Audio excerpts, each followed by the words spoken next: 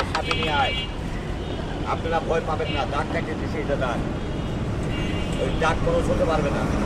আগিয়ে দাঁড়ান, ওটা রাস্তা। আরো আগান। আপনি ভয় পেয়ে গেছেন, আরো আগিয়ে দাঁড়ান। যেটা মুরগি মারছে এবার এটা দেখেন, যেটা মুরগি মারি ফেলাইছে। আর এই সাপটা দেখেন যেটা পানিতে থাকে, মাছ খায়। এই এই আমার দিকে দেখ, আমার দিকে দেখ।